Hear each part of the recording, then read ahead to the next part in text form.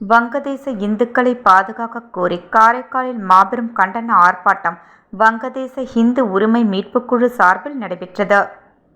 வங்கதேசத்தில் இந்துக்கள் மீது நடத்தப்படும் தாக்குதலை தடுத்து நிறுத்த கோரி பாஜக, இந்து முன்னணி, RSS, விஸ்வ இந்து பாரிஷத் என பல்வேறு இந்து அமைப்புகளைச் சேர்ந்த 500க்கும் மேற்பட்டோர் ஒருங்கிணைந்த இந்து உரிமை மீட்புக்குழு சார்பில் வங்கதேச அரசுக்கு எதிரான இந்து உரிமை மீட்பு ஆர்ப்பாட்டம் இன்று காரைக்கால் புதிய பேருந்து நிலையம் அருகில் நடைபெற்றது. இதில் வங்கதேச அரசுக்கு எதிராக கண்டன கோஷங்களை எழுப்பி ஆர்ப்பாட்டத்தில் ஈடுபட்டனர்.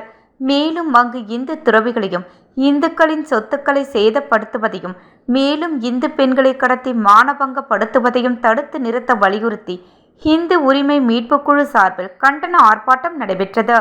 தொடர்ந்து பல்வேறு இந்து அமைப்புகளை சேர்ந்த 500க்கும் மேற்பட்டோர் பங்கேற்று வங்க தேசத்திற்கு எதிராக கண்டன கோஷங்களை எழுப்பினர்.